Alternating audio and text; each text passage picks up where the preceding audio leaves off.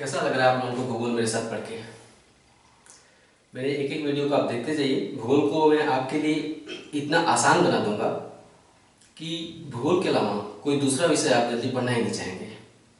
भूगोल में ऐसा जादू ही है, बशर्ते भूगोल ढंग से पढ़ा जाए। भूगोल एक बहुत ही रुचिकर और मैं तो मानता हूँ सभी विषयों में सबसे आसान विषय है भूगोल। भूगोल कठिन तब बन जाता है जब हम कल्पनाएं नहीं कर पाते हैं। कल्पनाएं आप तब कर पाएंगे भूगोल में जब मानचित्र की सहायता से आप पढ़ते हैं। आप कल्पनाएं करने में सक्षम होने लगते हैं, फिर भूगोल बहुत ही आसान हो जाता है। हमने यूरोप पढ़ाया, एशिया पढ़ाया, उत्तरी अमेरिका महाद्वीप पढ़ाया, अब दक्षिणी अमेरिका महाद्वीप पढ़ा रहा हूँ। बहुत से लोग नीचे कमेंट में लिखते हैं वीडियो के कि आपने इस महाद्वीप में फला बातें नहीं की, इस झील के बारे में, इस नदी के बारे में नहीं बताया। मैं बता दूं कि मैं झील पढ़ा रहा हूँ, नदी पढ़ा रहा हूँ, पर्वत न पठार, मैं तो महाद्वीप पढ़ा रहा हूँ। मैं महाद्वीप में भी सिर्फ मानचित्र बता रहा हूँ आपको। मेरा उद्देश्य है कि आप कल्पनाएं करने में सक्षम हो सकें। जब मैं अगले अध्याय पढ़ाऊंगा मानचित्र खत्म करने के बाद, अभी तो मैं 6 महाद्वीप पढ़ाऊंगा, अंटार्कटिका छोड़ के जो जनसंख्या वाले 6 महाद्वीप हैं, 6 महाद्वीप में मैं आपको मानचित्र बता रहा हूँ। इस मानचित्र वाले खंड के बाद फिर मैं पर्वत, पठार, झील, नदी, कृषि क्षेत्र, खनिज क्षेत्र, औद्योगिक क्षेत्र, मानव जनसंख्या, वायुमंडल, समुद्र, महासागर, जब अलग अलग अध्याय रखूंगा, उन अध्यायों में आप कल्पनाएं करने में सक्षम हो सकेंगे इतने बेहतर तरीके से कि भूगोल बहुत ही रुचिकर हो जाएगा। लेकिन उससे पहले 6 महाद्वीपों के मानचित्र पर मेरे साथ गौर करना होगा।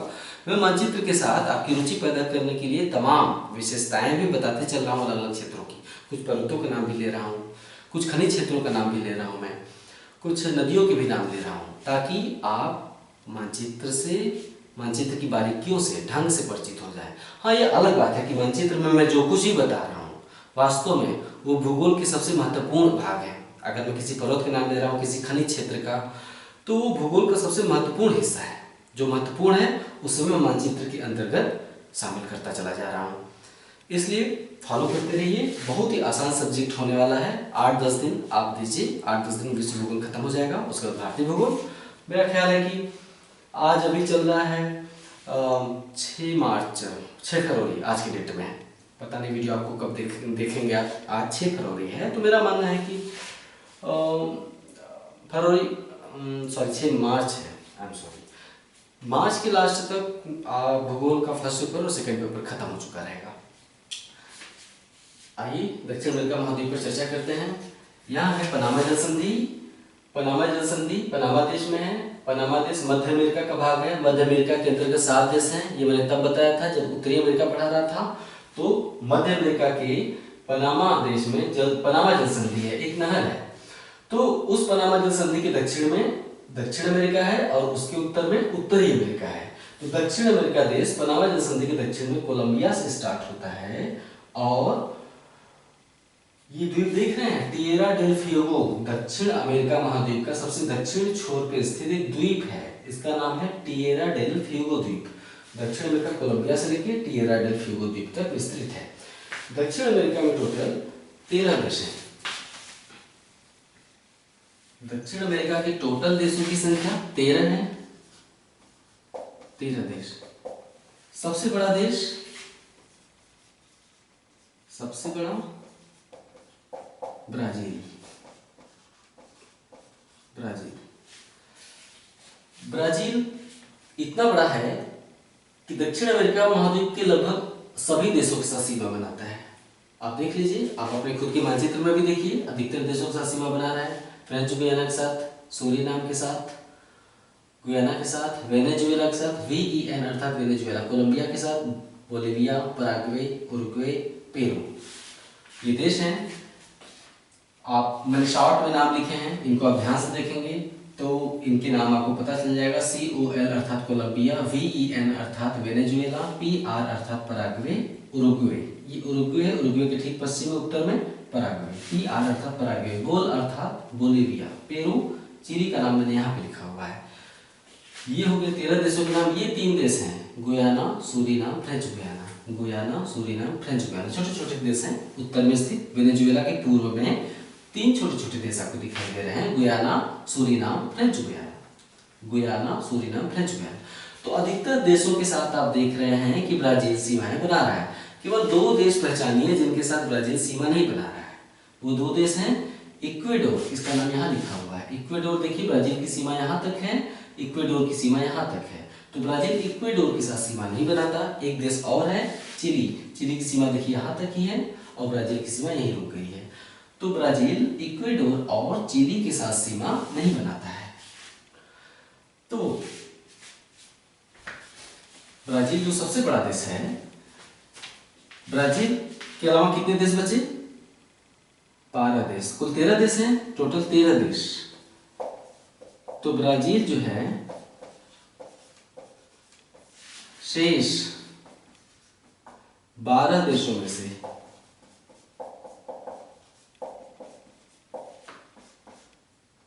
10 देशों के साथ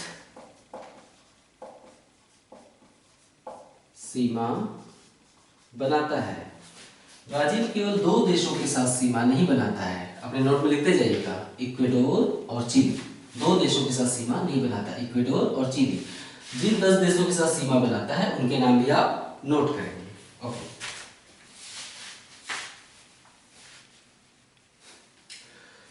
आप दक्षिण अमेरिका महाद्वीप के देशों को ध्यान से देखिए। इसकी एक विशेषता यह है कि अधिकतर देश दिखाई दे रहे हैं, अधिकतर देशों के पास समुद्र तट है। महाद्वीप के पश्चिम में प्रशांत महासागर, महाद्वीप के पूर्व में अटलांटिक महासागर। प्रशांत महासागर, अटलांटिक महासागर। स्वाभाविक है कि जब दोनों तरफ महासागर है तो अधिकांश देशों के पास समुद्र तट दिखाई दे रहा है। ब्राजील के पास सबसे लंबी तट रेखा है, अर्जेंटीना के पास भी तट है, चिली के पास भी तट है। इन तीनों देशों के पास भी देखिए समुद्र तट है। वेनेजुएला के पास समुद्र तट है, कोलंबिया, पेरू सबके पास तट है। बीच में 2 देश फंसे हुए हैं, बोलीविया और पराग्वे। पराग्वे ये है और बोलीविया ये है। तो बोलीविया और पराग्वे, बोलीविया और पराग्वे 2 स्थल रुद्ध देश। कितने बचे? 2 हटा दीजिए तो 13, सॉरी 11, 13 में से 2 हटा दीजिए, 11 देश। 11 देश तटीय हैं, तटीय, अर्थात दक्षिण अमेरिका के 13 देशों में से 11 देशों के पास समुद्र तट है, 2 देश स्थल रुद्ध है। स्थल रुद्ध मतलब चारों ओर से भूमि से घिरा हुआ, अर्थात इंग्लिश में लैंड लॉक बोलते हैं। लैंड लॉक कंट्री 2 है, बोलीविया और पराग्वे। ओके, मानचित्र को देखने के लिए अर्जेंटीना को मैं थोड़ा स्पष्ट कर दूं। ये कथई कलर की 3 जो रेखाएं हैं ये नदियां हैं, ये देशों की सीमाएं नहीं है, ये नदी की रेखा है, ये भी नदी की रेखा है। पराग्वे यहाँ से लेके यहाँ तक है और अर्जेंटीना, अगर इस रेखा को हटा दीजिए तो अर्जेंटीना यहाँ तक है। पराग्वे और उरुग्वे के बीच में एक पतला सा रेखा देख रहे हैं, भूमिखंड। पराग्वे उरुग्वे, ये पराग्वे ये उरुग्वे है। बीच में जो पतला सा भूमिखंड है वो अर्जेंटीना का ही भाग है, बीच में नदी प्रवाहित हो रही, कोई सीमा रेखा नहीं है, यानी अर्जेंटीना यहाँ तक चला आया है। यानी ब्राजील और अर्जेंटीना के बीच में 2 देश हैं, पराग्वे और उरुग्वे। ओके, एंडीज पर्वत श्रेणी कोलंबिया से लेकर चिली और टिएरा डेल फ्यूगो पर्वत तक विस्तृत है। महाद्वीप के पश्चिमी सिरे पर दुनिया की सबसे लंबी पर्वत श्रेणी पाई जाती है। महाद्वीप के पश्चिमी सिरे पर दुनिया की सबसे लंबी पर्वत श्रेणी पाई जाती है, नाम है एंडीज। कहां से कहां तक? कोलंबिया से लेके चिली और टिएरा डेल फ्यूगो द्वीप तक। एंडीज पर्वत श्रेणी की चौड़ाई वही है लगभग जितनी चिली की चौड़ाई है। चिली की चौड़ाई आप देख रहे हैं, इसी चौड़ाई में एंडीज पर्वत श्रेणी पेरू, इक्वेडोर, ये इक्वेडोर लिखा हुआ है, पेरू, इक्वेडोर, कोलंबिया तक चला गया है इसी चौड़ाई में। चिली तो लगभग अपने पूरे क्षेत्रफल में एंडीज पर ही बसा हुआ है, लगभग अपने पूरे क्षेत्र में एंडीज पर ही बसा हुआ है। ये पूरी तरह से पहाड़ी देश है। चिली की राजधानी सैंटियागो बीचों बीच पड़ता है। हम मानचित्र समझा रहे हैं, जो भी बोल रहे हैं लिखते चले जाएंगे, अच्छा रहेगा। चिली का दक्षिणी तट आप देख रहे हैं, कटा फटा ऐसे ऐसे ऐसे कटा फटा, इतना ज्यादा कट फट गया है। जैसे आप किसी लचीले चीज को मोड़ दीजिए तो तमाम छोटे छोटे क्रैक्स पड़ जाते हैं। तमाम छोटे छोटे क्रैक पड़ गए हैं, इतने ज्यादा क्रैक कि बीच में छोटे छोटे द्वीप हैं, वो छोटे छोटे इसमें द्वीप बने हुए हैं, जिससे और ज्यादा कटा फटा नजर आता है। इतना ज्यादा कटा फटा है कि अगर आप प्रशांत महासागर में एक नाव लेके इस तट में अंदर घुस जाए तो भूल भुलैया मुक्त हो जाएंगे, निकलना मुश्किल हो जाएगा। तो ऐसे तट को हम क्या कहते हैं? फ्योर्ड तट। फ्योर्ड, दुनिया में फ्योर्ड तट के 2 उदाहरण हैं, एक चिली, दूसरा नॉर्वे। जब हम यूरोप पढ़ा रहे थे तो यूरोप के उत्तर में स्कैंडिनेविया प्रायद्वीप है, स्कैंडिनेविया प्रायद्वीप के सबसे पश्चिम में Norway, Sweden, Finland. Norway, Sweden, Finland. Norway का तट भी आप देखेंगे तो बहुत ज्यादा कटा फटा नजर आएगा। तो दो फ्योर्ड तटों के उदाहरण है, चिली और दूसरा नॉर्वे। ठीक है। चिली के दक्षिण में एक द्वीप है, द्वीप का नाम है टिएरा डेल फ्यूगो।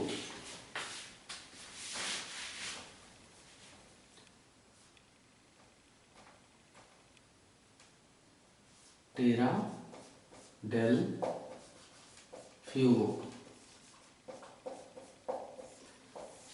चिली के दक्षिण में एक द्वीप है, यानी बीच में समुद्र की पतली सी समुद्री रेखा है, बीच में पतला सा समुद्र आ जाता है, समुद्र के दक्षिण में द्वीप है, इसे कहते हैं टेरा डेल फ्यूगो द्वीप। टेरा डेल फ्यूगो द्वीप मैगलन जल संधि द्वारा मुख्य भूमि से अलग होता है, यानी मुख्य भूमि और टेरा डेल फ्यूगो द्वीप बीच में जो पतली सी समुद्री रेखा है उसको हम क्या कहते हैं, मैगलन जल संधि। तो आप अपने नोट में लिखेंगे कि टेरा डेल फ्यूगो द्वीप मुख्य भूमि से मैगलन जल संधि। आप अपने मानचित्र में भी देख सकते हैं, एटलस में वहां लिखा हुआ मैगलन स्ट्रेट। तो मैगलन जल संधि द्वारा अलग होता है टेरा डेल फ्यूगो द्वीप। टेरा डेल फ्यूगो द्वीप का जो पश्चिमी भाग है, यहाँ पे हम बना दे रहे हैं, पश्चिमी भाग जो है, पश्चिम में कौन सा देश है, चिली है, पूर्व में अर्जेंटीना है। तो टेरा डेल फ्यूगो द्वीप के भी पश्चिमी भाग पर चिली का अधिकार है और पूर्वी भाग पर अर्जेंटीना का अधिकार है। ओके। टेरा डेल फ्यूगो के पूर्व में अर्थात अर्जेंटीना के पूर्व में एक और द्वीप आपको दिखाई दे रहा है, उसका नाम है फॉकलैंड द्वीप। यहाँ लिखा हुआ है फॉकलैंड द्वीप। फॉकलैंड द्वीप है तो अर्जेंटीना के पास, लेकिन इस पर अधिकार किस देश का है, यूके का है, यूनाइटेड किंगडम। फॉकलैंड द्वीप कहाँ पर है, अटलांटिक महासागर में, अर्जेंटीना के पूर्व में, लेकिन इस पर अधिकार किस देश का है, यूके का अधिकार है। तो ब्राजील सबसे बड़ा देश, ब्राजील की राजधानी ब्राजीलिया। ब्राजील के दो महत्वपूर्ण तट शहर तट पे है, ब्राजील के दो महत्वपूर्ण महानगर तट पर है, एक रियो डी जेनेरो, दूसरा सेंटोस। रियो डी जेनेरो को फैशन नगरी कहते हैं, फैशन नगरी। आपने अक्सर न्यूज़पेपर में देखा होगा, फोटो छपा रहता है, एक मॉडल रैंप पर टहल रही होती है, चल रही होती है, और उसके नीचे लिखा रहता है कि Rio de Janeiro fashion week में वॉक करती मॉडल। तो यहाँ परिधानों का, ड्रेसेस का प्रदर्शन होता है, मार्केटिंग की जाती है मॉडलिंग करके, तो इसीलिए रियो डी जेनेरो को फैशन नगरी कहते हैं। सेंटोस ब्राजील का एक बहुत प्रमुख बंदरगाह है, बंदरगाह मतलब जहाँ से सामानों का आयात और निर्यात होता है। ब्राजील दुनिया का सबसे बड़ा कॉफी उत्पादन करने वाला देश है। सबसे ज्यादा कॉफी उत्पादन कहाँ होता है, ब्राजील में। तो ब्राजील का जो कॉफी है वो आवश्यकता से अधिक होता है, उसे निर्यात किया जाता है, निर्यात करके मुद्रा ली जाती है विदेशी। तो कॉफी कहाँ से निर्यात होता है, सेंटोस बंदरगाह से निर्यात होता है, इसलिए हम इसे क्या कहते हैं, कहवा पत्तन। पत्तन मतलब बंदरगाह, कहवा पत्तन, ठीक है। सेंटोस को कहवा बंदरगाह कहते हैं, सेंटोस को। अब वेनेजुएला कहते हैं। ये तीन देशों की राजधानी आप जरा खोज लीजिएगा, सभी देशों की राजधानी, सभी 13 देशों की राजधानी आप मानचित्र में देखिए, नोट करेंगे। Guyana, Suriname, French Guiana. इनके पश्चिम में वेनेजुएला है, वेनेजुएला की राजधानी कराकस। काराकस, काराकस के पश्चिम एक झील है, ये लाल सा रेखा देख रहे हैं गोल गोल, ये झील है, झील का नाम है मराकाइबो। मराकाइबो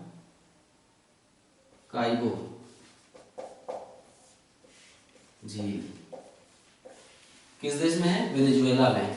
इसका नाम मैंने क्यों लिया, क्योंकि बहुत महत्वपूर्ण है। वेनेजुएला में मराकाइबो झील प्रदेश, झील प्रदेश मतलब झील के आसपास का क्षेत्र। मराकाइबो, वेनेजुएला में मराकाइबो झील प्रदेश पेट्रोलियम के भंडार के लिए प्रसिद्ध है। अर्थात मराकाइबो झील प्रदेश में दुनिया का सबसे बड़ा पेट्रोलियम का संचित भंडार पाया जाता है। दुनिया का सबसे बड़ा पेट्रोलियम का संचित भंडार मराकाइबो झील प्रदेश में पाया जाता है। सवाल पूछा जाता है कि पेट्रोलियम के संचित भंडार की दृष्टि से अग्रणी देश कौन सा है। पेट्रोलियम के संचित भंडार की दृष्टि से अग्रणी देश या नंबर 1 देश, प्रथम देश कौन सा है, वेनेजुएला है। उत्तर प्रदेश लोक सेवा आयोग द्वारा कई पीसीएस परीक्षाओं में ये सवाल बार बार पूछा गया है कि पेट्रोलियम के संचित भंडार की दृष्टि से प्रथम देश कौन सा है। उसमें वेनेजुएला भी ऑप्शन रहता है, सऊदी अरब भी। सही उत्तर है वेनेजुएला, लेकिन लोक सेवा आयोग हर बार उत्तर सऊदी अरब मानता है। पिछले 2 बार ऐसा ही हुआ है। अब आगे क्या होगा ईश्वर जाने, लेकिन आंकड़ों में आप देखेंगे, गूगल पे सर्च करेंगे, किताबों में देखेंगे तो वेनेजुएला पेट्रोलियम के संचित भंडार की दृष्टि से सबसे बड़ा राज्य, मतलब प्रथम राज्य है वेनेजुएला। वेनेजुएला के पश्चिम में कोल अर्थात कोलंबिया, कोलंबिया के दक्षिण में क्या नाम है इस देश का, इक्वेडोर। इक्वेडोर की राजधानी क्विटो। क्विटो की खास विशेषता है, यह दुनिया की सबसे ऊंचाई पर स्थित राजधानी है। क्वेश्चन पूछता है दुनिया की सबसे ऊंचाई पर स्थित राजधानी का नाम बताइए, आप कहेंगे क्विटो। किसकी राजधानी, इक्वेडोर। क्यों इतनी ऊंचाई पर कैसे है, हमने बताया ना कि यहाँ पर एंडीज पर्वतमाला है, कोलंबिया से लेकर टिएरा डेल फ्यूगो तक। तो एंडीज पर्वतमाला पर स्थित होने के कारण क्विटो दुनिया की सबसे ऊंचाई पर स्थित राजधानी है। किस देश की राजधानी है, क्विटो, इक्वेडोर की। राजधानी क्विटो के ठीक दक्षिण में इक्वेडोर में कोटोपैक्सी ज्वालामुखी है। इक्वेडोर का कोटोपैक्सी ज्वालामुखी दुनिया की सबसे ऊंचाई पर स्थित सक्रिय ज्वालामुखी है। दुनिया की सबसे ऊंचाई पर स्थित सक्रिय ज्वालामुखी कोटोपैक्सी किस देश में, इक्वेडोर में। सबसे ज्यादा ज्वालामुखी इसी पर्वत पर पाए जाते हैं, एंडीज पर्वत पर। एंडीज पर्वत पर दुनिया में सबसे ज्यादा ज्वालामुखी पाए जाते हैं। यहाँ पर ज्वालामुखी पर्वत बहुत ज्यादा है, यानी ज्वालामुखी का विस्फोट बहुत ज्यादा होता है इस क्षेत्र में। इक्वेडोर के दक्षिण में पेरू, पेरू की राजधानी लीमा, पेरू की राजधानी लीमा। पेरू और बोलिविया के तट पर एक सीमा पर एक झील है। पेरू और बोलिविया की सीमा ये है, बोल अर्थात बोलिविया। पेरू और बोलिविया की सीमा पर एक झील है, झील का नाम है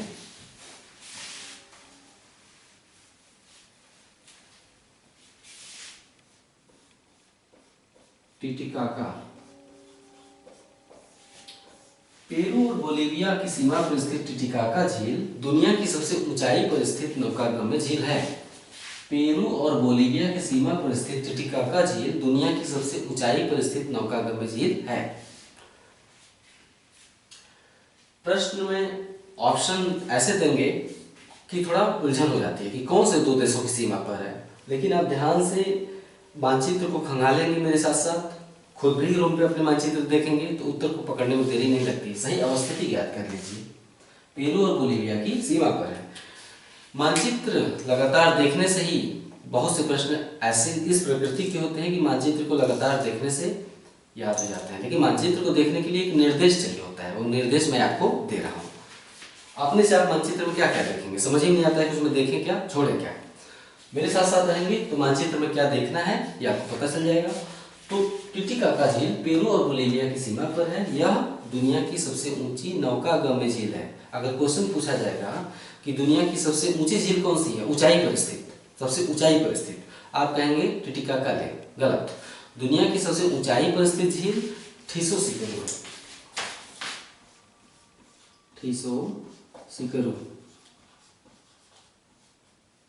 झील कहाँ पर है ये, तिब्बत में है, तिब्बत पठार पर है। तिब्बत पठार पर जो भी नाम होते हैं बड़े उल्टे सीधे होते हैं।